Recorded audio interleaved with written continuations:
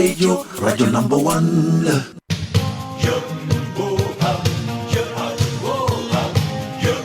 La gauche sénégale à l'épreuve des réalités politiques. Un autre Sénégal est-il possible avec le projet SIN égale ISIN? Quelle perspective politique pour le Sénégal avec le nouveau contexte économique et social? Les menaces sous-régionales vues du Sénégal? Pour analyser toutes ces questions, l'Air du Temps reçoit Adiba, docteur en sciences cognitives, chef de département de philosophie de la FASTEF, ancien directeur scientifique du think tank IPOD, Suleiman Gueye, consultant en stratégie et transformation des entreprises. L'Air du Temps, c'est ce dimanche 23 juillet 2023 de 10h à 11h avec Alassane Samba Diop sur iRadio, la radio du Sénégal.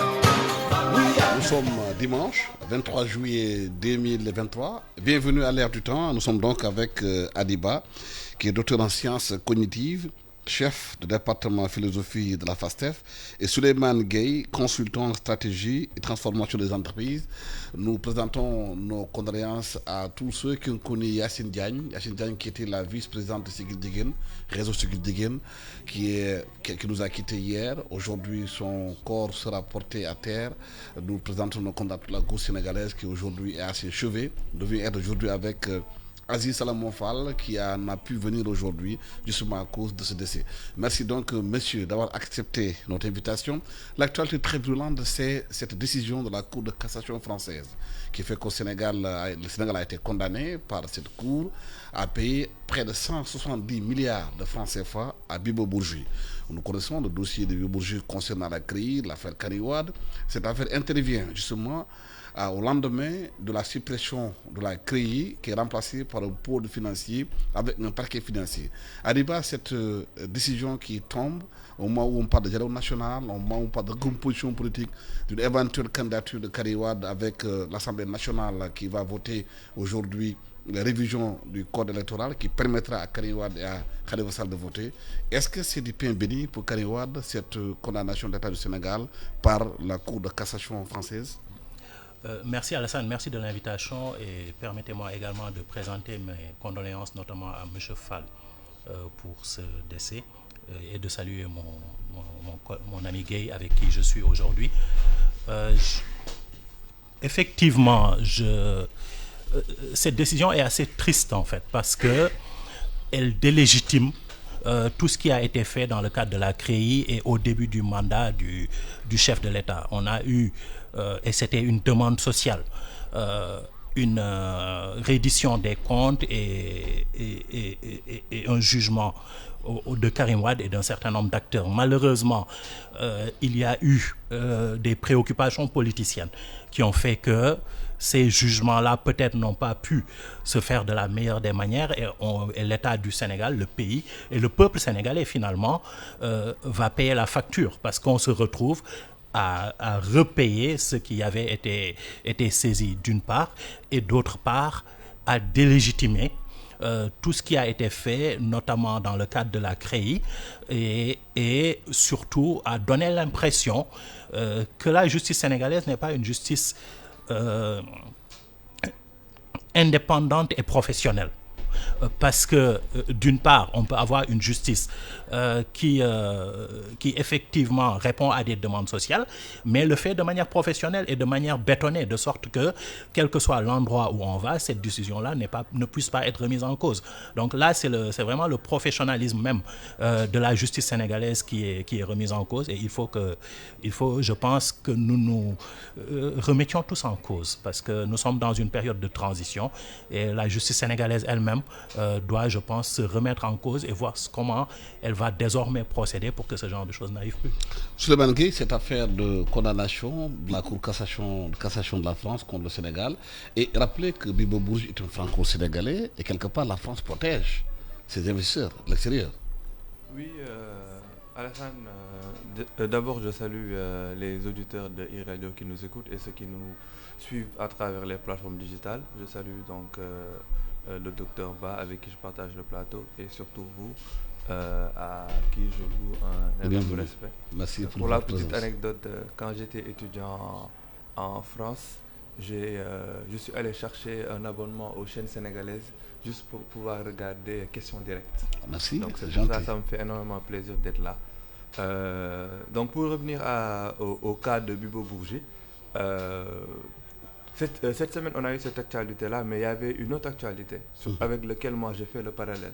La Sonatel a présenté ses résultats sur le premier semestre de 2023 et les résultats nets de la Sonatel étaient de 142 et quelques milliards.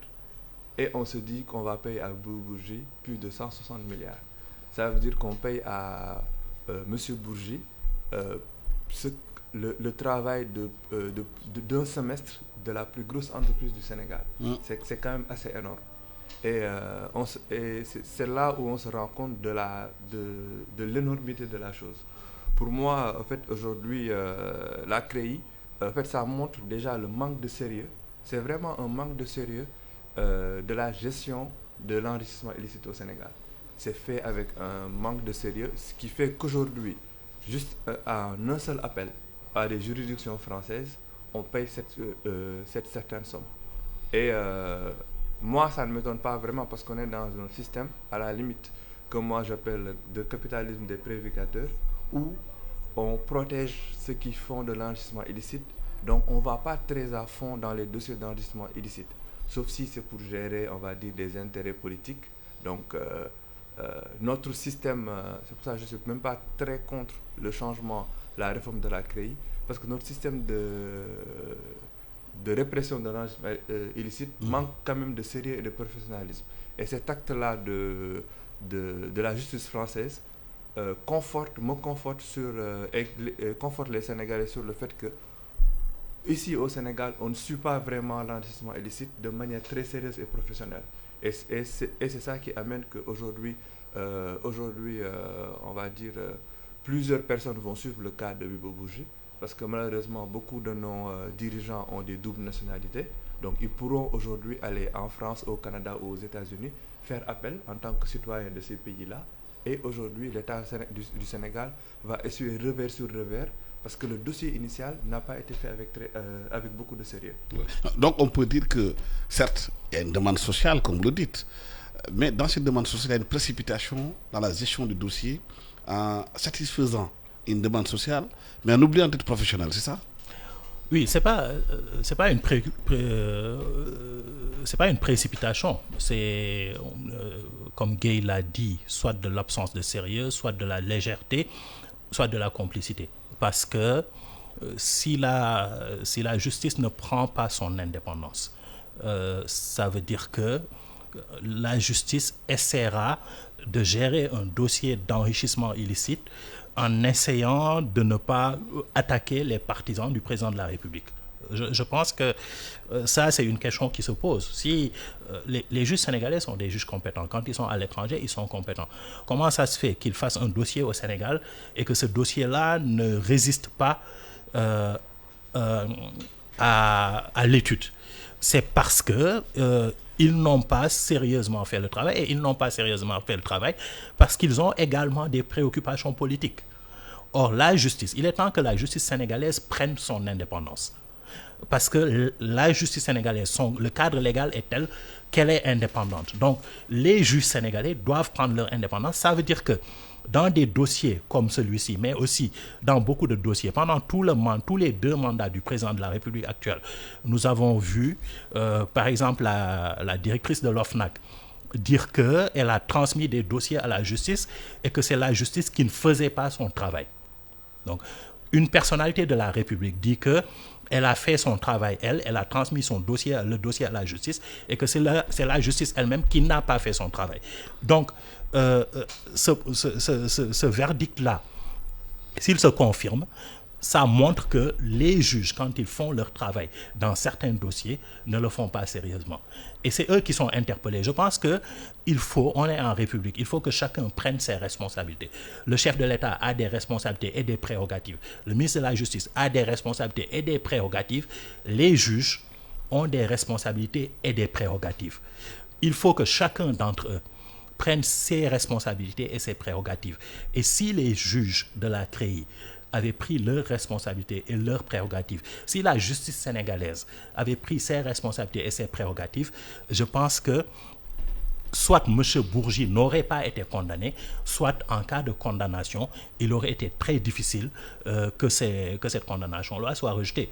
Mais nous tous, en tant que citoyens, même quand nous approuvions par exemple la condamnation de M. Wade et de M. Bourgi et d'un certain nombre d'acteurs politiques, nous étions restés sur notre faim parce que nous avions l'impression qu'il y avait des personnes qui appartenaient au camp du pouvoir ou qui avaient rejoint le président de la République actuelle qui avaient été protégés. Donc, étant donné que le dossier n'a pas été géré de manière strictement judiciaire, je pense qu'il était prévisible que les choses arrivent, que cette condamnation du Sénégal-là arrive, tout comme le Sénégal a été condamné, je pense, à Monaco, en France, etc. À chaque fois qu'il y a eu une juridiction indépendante, même à la CEDEAO, à chaque fois qu'il y a eu une juridiction indépendante, on a été condamné. Les juges sénégalais doivent se faire un point d'honneur à faire leur travail d'une manière qui soit inattaquable. Est-ce que justement cette condamnation de l'État du Sénégal dans l'affaire Bibo Bourgi, qui était c'était la même affaire que Karim Wade, est-ce que ce n'est pas du pain béni pour Karim Wade, qui va se dire aujourd'hui devant les Sénégalais, voilà, vous avez la preuve aujourd'hui que tout ça a été organisé contre ma personne, j'ai été condamné inutilement, injustement, comme il a tenu dénoncer, et c'est un probable candidat. Ça peut être un slogan de campagne pour lui. De toute façon, déjà, ses partisans au sein du PDS, même cette semaine-là à l'Assemblée, et pendant plusieurs années, même à la période des élections de 2019, il rappelait justement, comme l'a dit le docteur Ba, que d'autres juridictions comme la CEDEAO ou à Monaco ont blanchi M. Karim Wade. Donc clairement, aujourd'hui, cette affaire en France, il va le mettre aussi dans son sac et l'utiliser comme, voilà. Et plus le fait que la CREI soit supprimée. Aujourd'hui, on a vu cette semaine les députés du PDS clairement montrer que c'est une victoire du PDS qui s'est battu contre la CREI, comme si c'était un outil contre le PDS et que le PDS a renversé. Donc c'est clairement du pain béni qu'ils vont utiliser pendant cette campagne-là et voilà, pour perpétuer le système d'enchaînement de groupuscules de prédicateurs à la tête de notre pays. Ouais. Justement, cette semaine, cette actualité vient trouver une autre, les 50 ans de la gauche, AGPRS qui s'est réunie aujourd'hui. Il y a aussi un mouvement qui a été lancé qui s'appelle Scène égale Scène, porté par les Aziz Salamon Fall et les autres, pour dire qu'il faut revoir la façon dont la gouvernance a été faite depuis très longtemps. Est-ce que c'est de la nostalgie qu'ils sont en train de mettre en place ou bien est-ce que c'est les réalités politiques aujourd'hui qui demandent cela, Adi? Il me semble que la gauche sénégalaise est en face, est à la croisée des chemins. La gauche sénégalaise, pour la plupart d'entre elles, a accompagné le chef de l'État actuel. Donc ça veut dire que la gauche sénégalaise est comptable de la politique du chef de l'État actuel. Si je prends par exemple un parti comme le PIT, Amath Dansokho a été ministre de Diouf.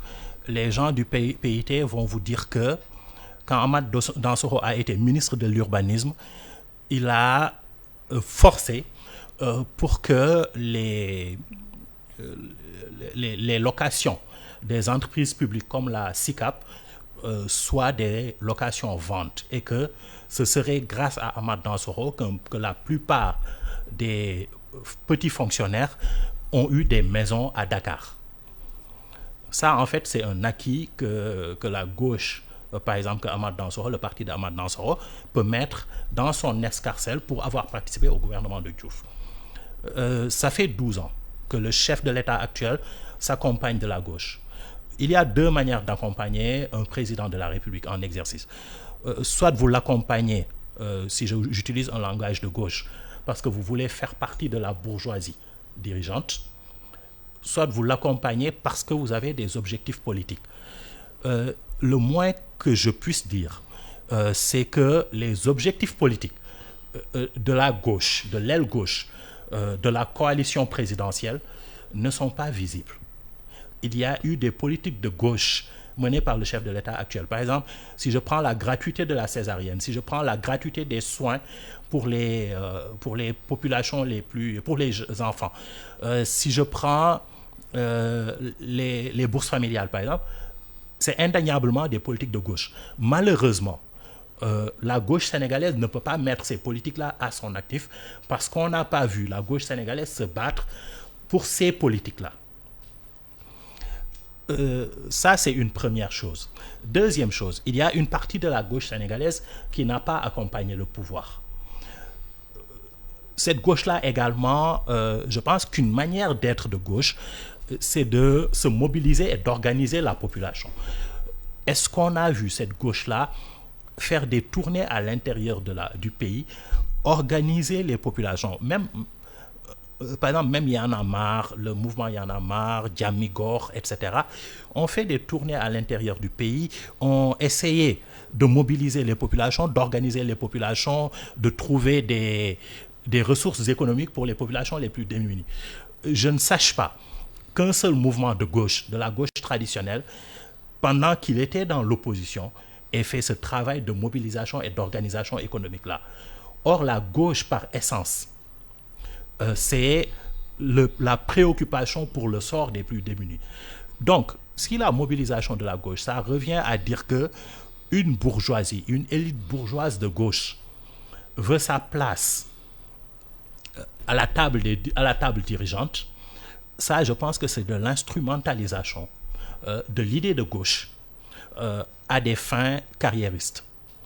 Si la gauche sénégalaise est sérieuse dans son idée qu'il faut une politique de gauche, dans ce cas, il y a des thèmes très importants. Par exemple, l'école publique qui se meurt. Et l'école publique est au service de toute la population. La santé publique qu'on privatise. Les universités publiques qu'on privatise. Tout ça, c'est des questions qui permettraient une véritable mobilité sociale. Et il faut une mobilisation et un lobbying pour que ces questions-là, la question de la redistribution, que toutes ces questions-là, en fait, qu'elles soient mises sur la place publique, qu'elles fassent partie du package de la campagne électorale et qu'elles soient l'objet de négociations pour le soutien aux acteurs politiques si la gauche doit soutenir un acteur politique majeur. Donc, ces questions de fond-là, est-ce qu'elles sont posées? Comment elles sont posées? Ou bien est-ce qu'elles sont utilisées au service de carrière d'une bourgeoisie qui, franchement, vit entre Dakar et Paris et le Canada et revient de temps à autre pour faire du bruit dans la presse. Donc ça, c'est une vraie question, je pense. Mais est-ce qu'aujourd'hui, sous les Badgui, le discours de la gauche est porteur dans le Sénégal d'aujourd'hui avec le contexte actuel? Pour moi, le discours de la gauche est forcément porteur dans le Sénégal et dans le monde, parce qu'on est dans un monde en crise perpétuelle. Et les crises, on va dire, sont très favorables à l'émergence des idées de gauche, parce que les crises appellent au progrès. Et la gauche, c'est, on va dire, idéalement le courant du progrès, qui vient clairement remettre en question le système actuel, on va dire le courant des choses. S'agissant de la situation de la gauche au Sénégal, comme l'a dit le docteur Ba, il y a des acquis de la gauche qui sont indéniables. Aujourd'hui, la gauche, de par ses ramifications politiques et même syndicales, a eu de très très gros acquis démocratiques, sociaux, au Sénégal depuis les indépendances, en plus dans des contextes très difficiles, dans des contextes de clandestinité, d'une répression, voilà, il y en a qui ont été torturés, etc. Donc ça existe. Mais pour moi aujourd'hui, si on fait le bilan de la gauche actuellement sur ces dernières années en 2023, on ne peut pas vraiment aujourd'hui, même les plus grands acquis de gauche, quand on essaie de les voir, peut-être les derniers datent de 98 ou de 2000-2001. Là, on va dire, il y a des acteurs de gauche qui sont dans une totale nostalgie.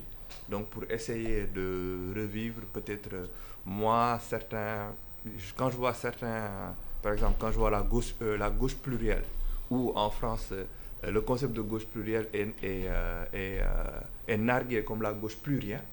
Donc, il n'y a plus rien à gauche, et qu'au Sénégal, on revienne avec ce terme-là qui, même en France, n'a pas s'est fait narguer, et avec justement des anciens de la gauche, on a l'impression que c'est plus d'anciens amis qui viennent avec des souvenirs, qui voient le monde actuel. Et aujourd'hui, il y a par exemple quelque chose que le docteur Ba a souligné un peu dans son intervention. Aujourd'hui, il y en a qui font de la gauche sans appeler le label gauche. C'est comme disait l'autre Jourdain qui faisait de la pro sans le savoir. Aujourd'hui, il y a des acteurs comme il y en a marre, le FRAPP, Diami Gorhi, certaines organisations qui font un peu des actions, on va dire, en faveur des classes laborieuses, qui sont vraiment des actions de gauche sans s'appeler gauche. Et aujourd'hui, bizarrement, quand les acteurs viennent avec un projet de gauche comme la gauche plurielle ou Sénégalité, ils ont des beaux projets et des beaux concepts, ils appellent. On voit par exemple, si on va par exemple sur le projet Sénégalité, où dès leur préambule, ils se disent qu'ils appellent à tout ce qui était aux assises de la gauche, le MAC. Donc, ils parlent à la vieille gauche, mais ils ne parlent pas à la gauche actuelle ou aux jeunes qui ont des aspirations de gauche. Donc, c'est là aussi un manque on va dire, de cadrage de leur projet de gauche. Parce qu'aujourd'hui, on ne peut pas avoir un projet de gauche qui est basé sur des souvenirs, sur des choses et des ratés. Parce que bon, ce qu'il faut dire de la gauche, c'est clairement, la gauche sénégalaise a raté progressivement l'accession au pouvoir et s'est finalement arrimée, pour certains, à la ligne libérale pour pouvoir, on va dire, passer, comme disait quelqu'un, de la lutte des classes à la lutte des places. Oui. Mais pour autant, sur le terrain, le constat est là. Le combat de la gauche est plus qu'actuel. Compte tenu du fait qu'aujourd'hui, on a constaté qu'au Sénégal, l'immigration clandestine a repris de plus belle. Les jeunes vont mourir dans les eaux parce que justement, dans leur pays, ils n'arrivent pas à trouver de travail. Parce que les États qui sont mis en place sont incapables de chercher, de trouver du travail pour les jeunes. Sénégalité dit littéralement vote égal. Votre égalité, jeu de mots sur le nom du pays, traduisant le droit à l'égalité et sa revendication citoyenne à tous les niveaux, au moins de redressement du Sénégal. Il parle de changer d'air. Nous souhaitons changer d'air et mettre en œuvre un nouveau contrat social ancré dans l'égalité des droits humains et le progrès social. Est-ce que ce n'est pas plus que nouveau ce discours-là, plus qu'actuel? Non, c'est totalement actuel. Mais Guy l'a dit tout de suite, le projet de gauche est toujours actuel. Ça, c'est pas le problème. C'est quoi le problème? Le problème, c'est le travail de la gauche. Est-ce que les gens sont prêts à faire le travail?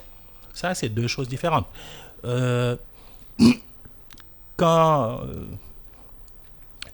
Si vous regardez Alsan, quand la gauche ne fait pas le travail, vous savez qui fait le travail?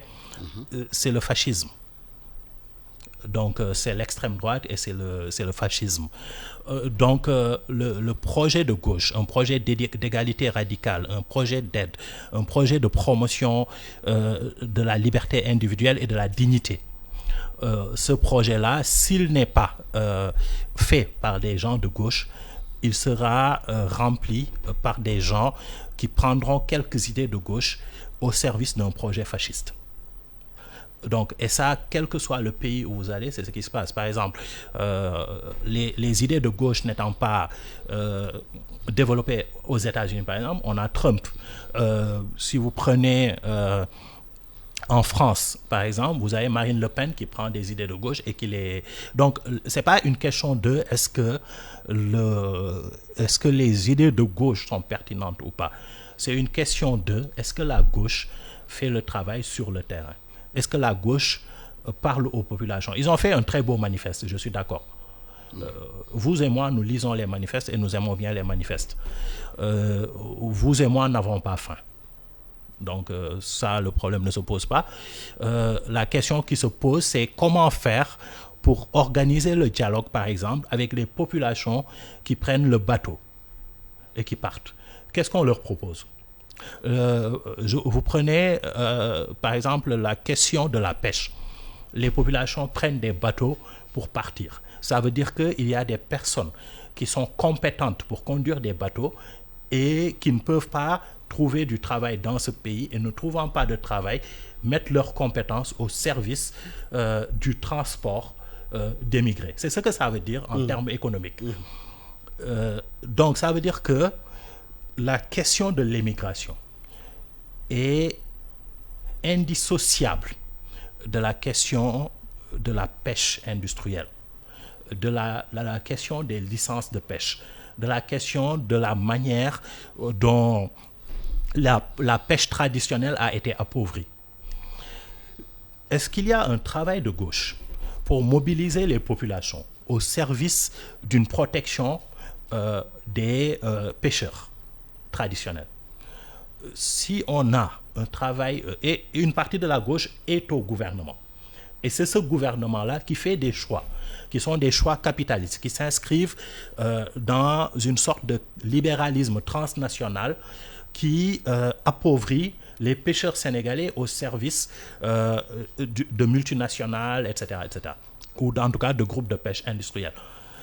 Donc, ça veut dire qu'il y a un travail qui est à faire au niveau du gouvernement et au niveau de la population pour montrer qu'on ne peut pas avoir une lecture de l'immigration qui est imposée par l'Europe. L'Europe lie une immigration clandestine.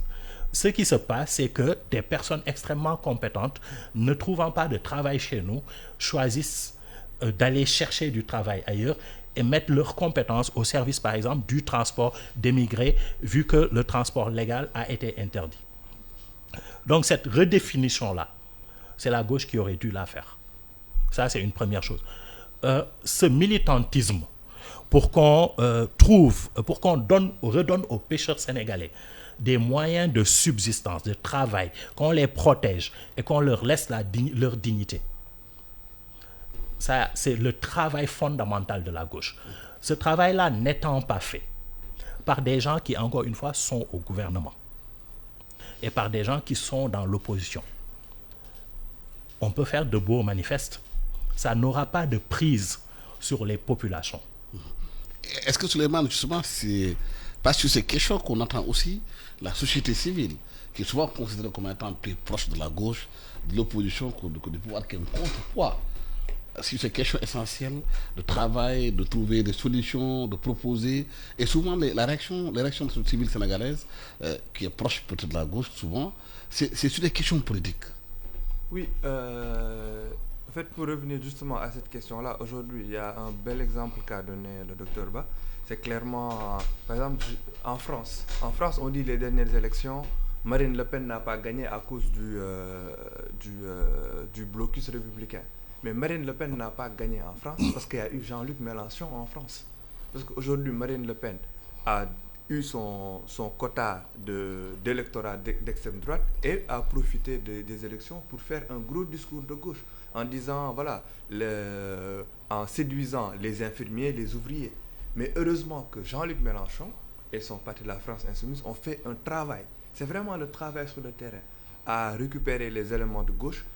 Parce que Marine Le Pen voulait récupérer toute la masse des gilets jaunes. Si Jean-Luc Mélenchon n'existait pas en France, Marine Le Pen allait passer. Et c'est ce qui s'est passé, comme a dit le Dr Ba, aux États-Unis, où quelqu'un comme Bernie Sanders n'a pas prospéré. Et aujourd'hui, le discours de gauche n'a pas prospéré et quelqu'un comme un populiste comme Trump a pris le pouvoir.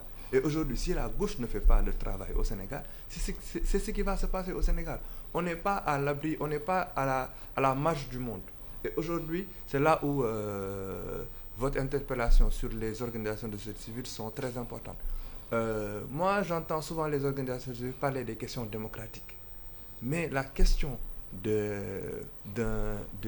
travail, la question de l'eau, l'accès à l'eau, la question de l'électricité, oui, les questions basiques, manger, basiques, en fait, boire, se soigner, sont des questions hautement démocratiques. Qu'est-ce qu'il y a aujourd'hui entre que tous les Sénégalais aient accès à l'eau potable et que tous les Sénégalais aient accès à leur carte d'électeur? Qu'est-ce qui est plus démocratique? C'est des questions hautement démocratiques. Mais aujourd'hui, malheureusement, même notre classe politique et la société civile sont sur des questions juste qui touchent au processus électoral.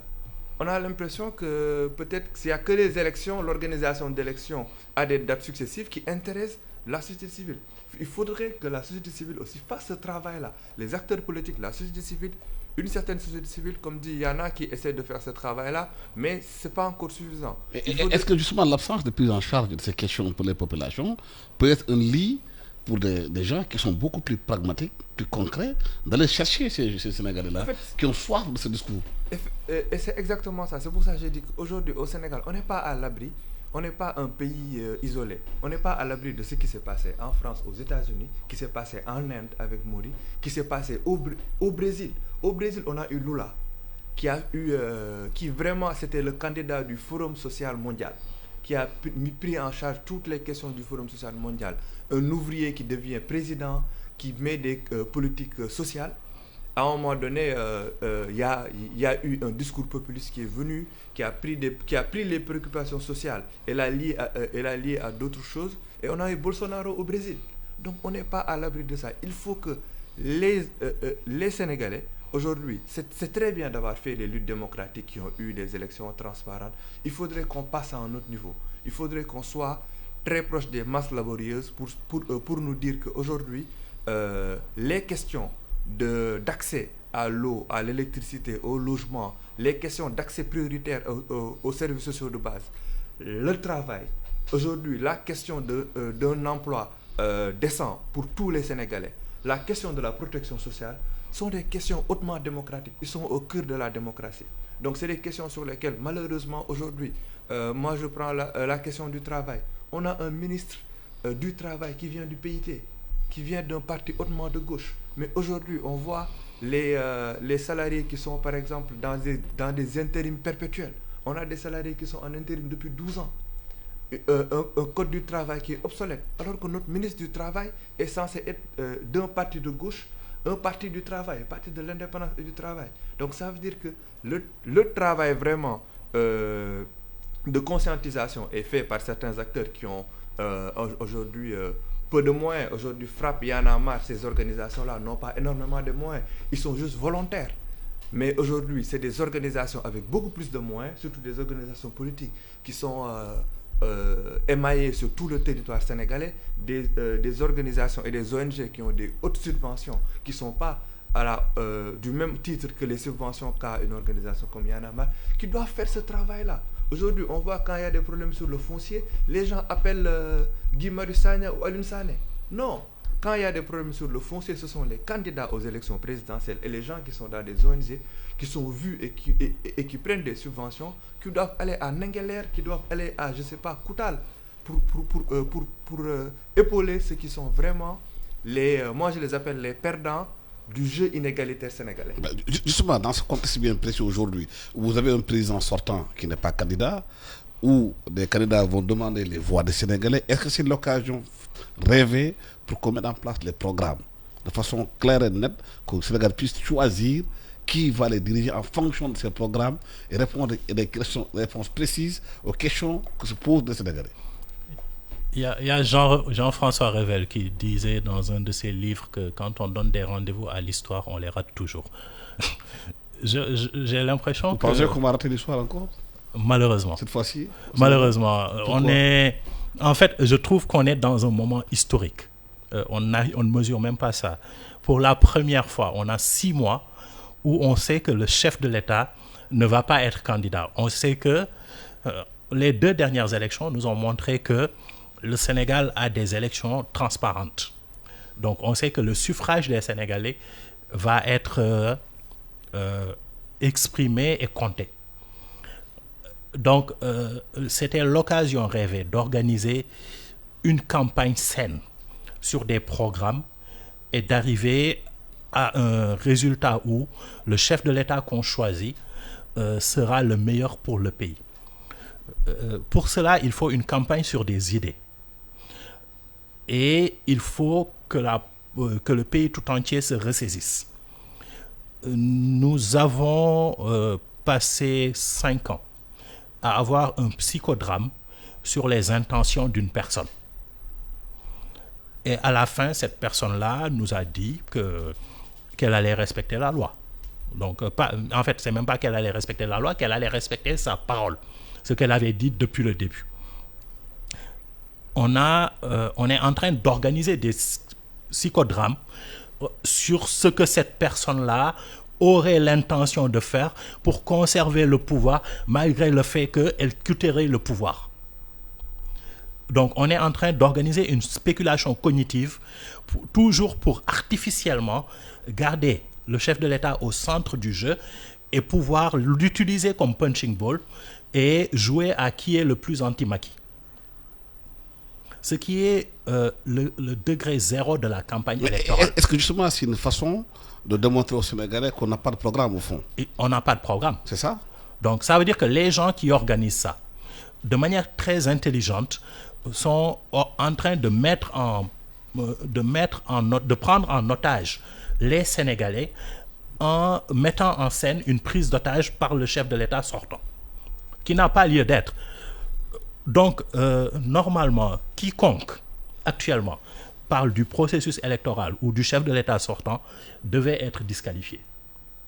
Les questions de fond sont les questions de savoir comment on redistribue les richesses des Sénégalais, comment on fait pour avoir l'indépendance de la justice, pour assurer l'indépendance de la justice, comment on fait, quelles sont les décisions économiques qui vont être prises pour que le cadre soit favorable en même temps aux travailleurs et aux entreprises. Le gaz qui arrive, comment on fait pour que les emplois qui vont être créés aillent aux Sénégalais, c'est-à-dire comment réorganiser le système éducatif pour que les jeunes Sénégalais, un pays à plus de 60% de jeunes, que ces jeunes-là puissent travailler dans les plateformes pétrolières. Donc, ça, c'est des questions très sérieuses, très techniques et très difficiles. Comment on fait pour que le système d'enseignement et de santé publique soit fonctionnel et prenne en charge la majorité des Sénégalais? Donc, ces questions-là, les candidats doivent les adresser. Et on doit choisir parmi les candidats celui qui nous donne le programme le plus plausible. Pour l'instant, le seul débat qu'on a, c'est sur les intentions de quelqu'un qui a dit clairement qu'il ne serait pas candidat. Et ce débat-là est en train, pollue tout. Par exemple, la semaine dernière, on a eu quelque chose qui aurait dû être une formalité. Un certain nombre de votes à l'Assemblée nationale pour mettre en place les conclusions du dialogue national. On peut être d'accord avec le dialogue national ou pas. Mais en tout cas, il y a des conclusions, il faut les mettre en œuvre. Et on a organisé un psychodrame sur une question, sur un article, qui a été retiré après. Donc, c'était pas important pour le chef de l'État actuel, mais on a organisé un psychodrame. Et on va aller de psychodrame en psychodrame jusqu'en 2024. Et après, on va choisir quelqu'un, malheureusement par défaut, alors qu'on a une occasion historique d'avoir une campagne sur les programmes. Souleymane, comment faire pour ne pas rater cette occasion de poser des vrais débats, les vraies questions, pour éviter justement qu'on soit dans des débats périphériques, à ne pas poser les vraies questions, les vraies attentes des Sénégalais? Est-ce que les Sénégalais sont assez exigeants pour demander aux candidats de mettre en place des programmes qui peuvent régler le problème? On ne pense pas pour. Je vais être très, on va dire, mauvaise langue. Moi, je pense qu'on l'a déjà raté et qu'on va le rater. Mais pourquoi? C'est clair. Pourquoi? Aujourd'hui, et on ne le rate pas à cause des populations. Les populations sont clairement en attente de cela.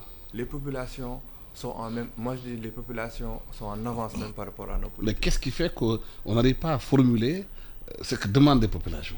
Aujourd'hui, on va le rater d'une manière simple. Aujourd'hui, on est à 6 mois et demi du début de la campagne. La campagne est censée commencer le 4 février. Donc avant la campagne, les programmes devraient normalement venir.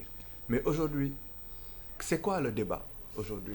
Tout de suite ce matin, en venant, quand j'ai pris un taxi, le débat qu'avait le taximan, c'est est-ce que tel ou tel sera candidat? C'est ça le débat actuellement. On est à 6 mois des élections. Le débat sur les élections, c'est est-ce que tel ou tel sera candidat? Est-ce que lui qui a dit qu'il ne sera pas candidat, est-ce qu'il va pas au dernier moment changer de veste? Lui qui sera candidat, le président qui dit qu'il ne sera pas candidat, quel candidat il va mettre en place? S'il met tel candidat, est-ce que l'autre doit venir?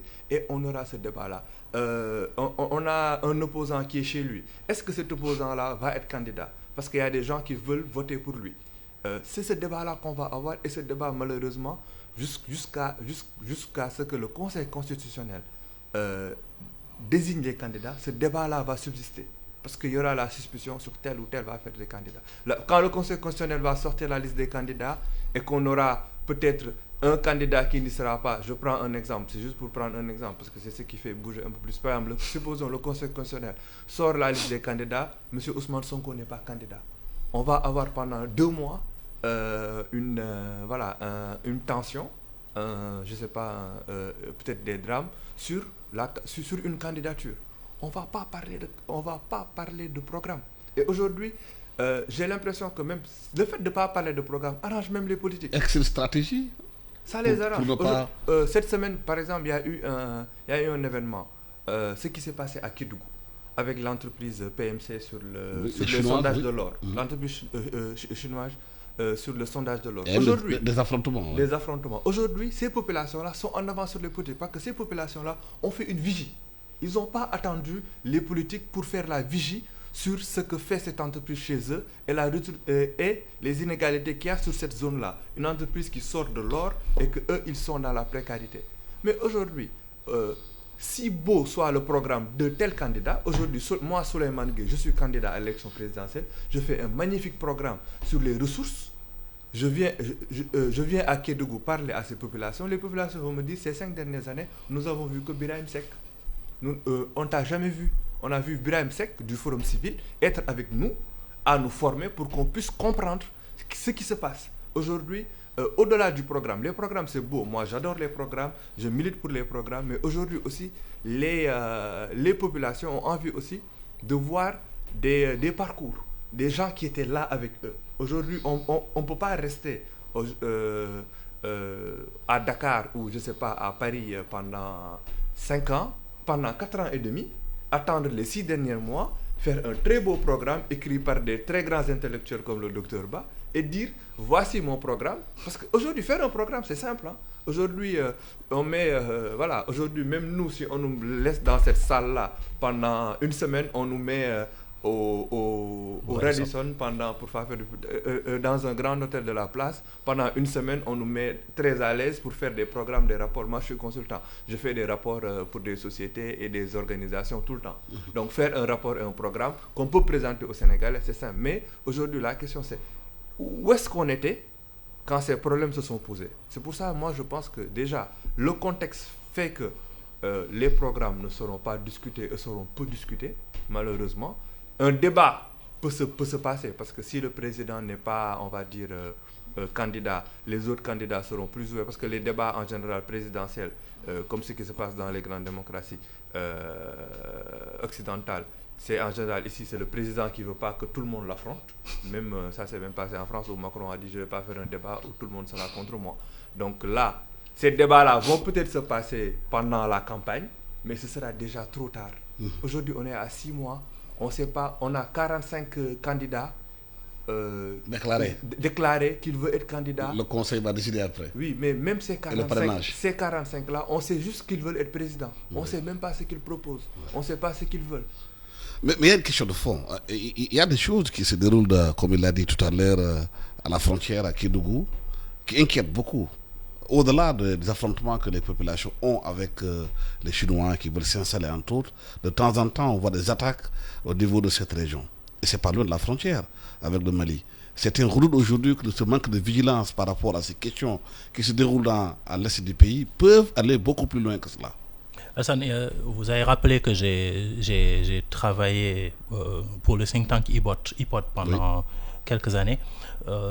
Sur la question djihadiste. Je suis un des créateurs de ce think tank et l'une des choses qui nous avait motivés, c'est l'inquiétude face à la question djihadiste autour de 2012. On avait écrit un papier sur ça en 2012 parce que nous étions inquiets de l'absence de pensée stratégique au Sénégal, alors que nous étions entourés par une région en feu. Et nous nous demandions pourquoi les choses n'arrivaient pas, qu'est-ce qui se passait au Sénégal qui faisait que nous semblions être préservés et qu'est-ce que nous devions faire pour que ça ne nous arrive pas. Ce qui se passe à Kédougou alentour, c'est des alertes? C'est des alertes en fait. C'est des alertes. Ce qui se passe au Mali, et ce qui s'est passé au Mali, ce qui se passe au Burkina, ce qui se passe dans beaucoup de pays de la sous-région, c'est extrêmement inquiétant.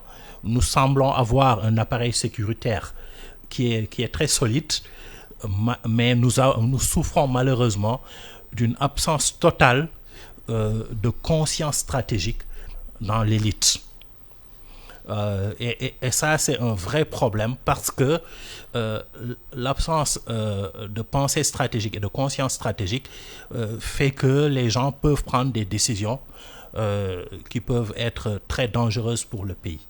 Et malheureusement, pendant presque plusieurs années, pendant maintenant 2-3 ans, nous avons assisté à un affaiblissement de l'État, notamment par un parti d'opposition qui est extrêmement dangereux. On a eu des émeutes, on a eu des appels à l'insurrection, on a eu un chef de parti qui s'est réfugié dans une région où il y avait une insurrection dormante.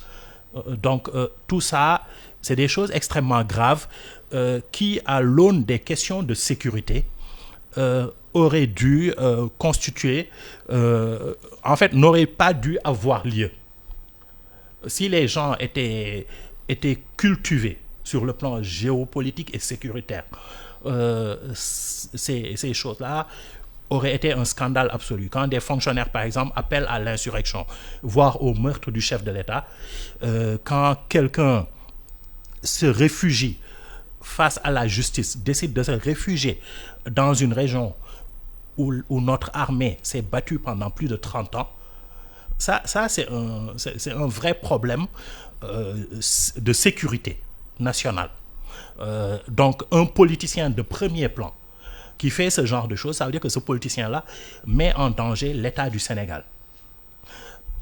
Donc, et ça, en fait, c'est le symptôme d'un problème qui est beaucoup plus général, qui est que notre élite politique, notre élite sociale, a très peu conscience des dangers auxquels nous faisons face. Et le Sénégal a changé de nature. Nous étions un pays qui avait des ressources humaines, mais n'avait pas de ressources naturelles. Depuis quelques années, nous sommes devenus un pays qui a des ressources naturelles. Les ressources naturelles attisent la convoitise. Donc ça veut dire qu'il est urgent qu'il y ait une éducation sur le plan sécuritaire de la population et de l'élite sur certaines questions qui doivent faire l'objet d'un consensus. Quelle que soit l'appartenance partisane, il y a des limites que nous ne pouvons pas franchir parce que ces limites-là mettent en danger la République et mettent en danger la population. Et malheureusement, nous n'avons pas un consensus fort sur ces questions-là. Il faut vraiment qu'on construise ce consensus-là. Les contestations à l'est du pays, à Kédougou, entre autres, qui n'est pas loin de la frontière malienne avec ce qui se passe là-bas, et le fait que les gens essaient de localiser ces conflits justement juste à la frontière de Kédougou, et ça peut être un lit où certaines personnes peuvent en profiter pour attiser les choses et puis voilà, entrer au Sénégal, faire ce qu'elles veulent faire.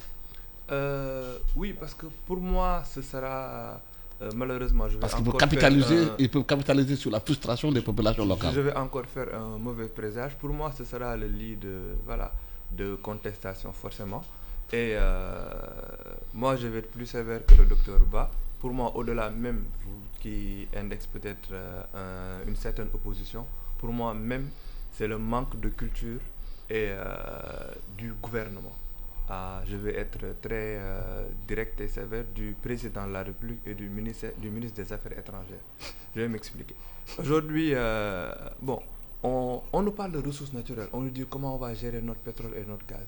Mais on a déjà des ressources naturelles au Sénégal depuis très longtemps. Depuis je ne sais pas combien d'années, on a du phosphate, on a de l'or. On n'arrive pas à bien le gérer. Aujourd'hui, je suis désolé. On ne peut pas ne pas bien gérer les ressources naturelles. Parce qu'en fait, le pétrole et le gaz ne sont pas plus extraordinaires que les ressources minières. Ils viennent tous du sol. On ne peut pas ne pas bien gérer notre or, notre zircon, etc. pendant plusieurs années et se dire qu'en 2023, comme par enchantement, avec le même processus, on va bien gérer notre pétrole et notre gaz. On ne va pas bien le gérer. Qu'on se le dise tout de suite. Si on continue sur cette lancée-là, on ne va pas bien le gérer. Parce que ce n'est pas bien géré du tout. Aujourd'hui, ce qui se passe à Kédougou montre que le Sénégal gère très mal son or. L'or qui est même moins visible et moins tensiongène que le pétrole, on n'arrive pas à bien le gérer. Alors que c'est le même, on aura le même gouvernement. c'est le même ministère, c'est la même structure, c'est le même entre guillemets système entre guillemets capitaliste qui est là, qui va gérer encore notre pétrole et notre gaz. On a beau faire les litieux est là, hein, et litieux n'arrive, on a litieux et l'extraction minière n'est pas très transparente. On aura après le contenu local qu'on va faire sur le pétrole, etc. Mais voilà, pour moi, le pétrole n'est pas, ou le gaz n'est pas quelque chose qui sort ex nihilo. On n'arrive pas à gérer nos ressources minières, on ne va pas bien les gérer. Et pour revenir à la culture, on va dire, de notre gouvernement, aujourd'hui, on a un gouvernement qui aujourd'hui a mis sous embargo le Mali. Aujourd'hui, on ne peut pas ne pas avoir des tensions diplomatiques avec nos frères maliens, parce que notre gouvernement a mis sous embargo le Mali, qui 70% de leurs importations passaient par le port de Dakar. On les a asphyxiés pendant au moins 6 mois pour faire plaisir à une puissance impérialiste. Aujourd'hui, on a notre ministre des Affaires étrangères qui, pendant les événements de juin, a stigmatisé les Guinéens. Aujourd'hui, la réaction que la Guinée a par rapport à l'OMVS, pour moi, c'est une réaction même diplomatique. Moi, je reste convaincu que les Guinéens, ce n'est pas l'OMVS en tant que tel qui les intéresse. C'était une réponse à cette stigmatisation qu'on a fait des Guinéens. Donc, clairement, c'est ce manque de culture de notre gouvernement qui stigmatise nos voisins. Aujourd'hui, la sécurité du Sénégal, on ne peut pas la gérer sans être, on va dire, bien lié avec la Guinée et le Mali. Absolument. Le temps que vous avez parti terminé. Merci donc à Dr Adiba, docteur en sciences cognitives et chef de département de philosophie de la FASTEF. Merci à Souleymane Gueye, qui est consultant en stratégie et transformation des entreprises. À la technique Birane Cissé, Miko Alassane Samba Diop. Excellent dimanche à tous.